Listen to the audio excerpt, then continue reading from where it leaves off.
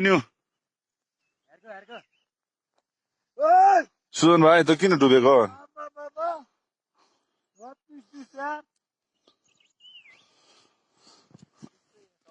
मेरो भाइ र मेरो दाइ चाहिँ पुरा हिउँमा डुबिरहेछ यता मेरो नाम चाहिँ सुजन तामाङ म हेलम्बुबाट आएको टुरिस्टको लागि हामी अहिले यस्तो कालिम्पोङको यात्रामा हिँडेर जाँदैछु कालिम्पोङ चाहिँ यसरी यो माथि डाँडा पर्छ होइन मेरो भाइहरू त हिँडिरहेछ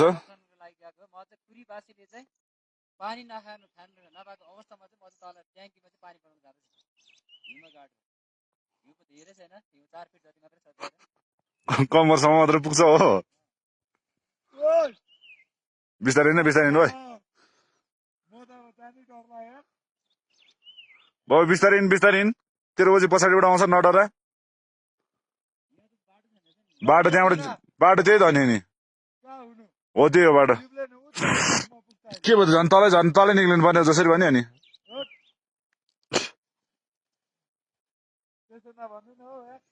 बाबु चुप्लाएर हिँड ल तामाङको छोराबाट डराउँछ त भिडियो गर्न कि फोटो खिच्न मजा नि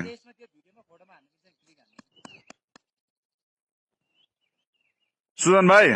तेरो साथो गएको हो दाइले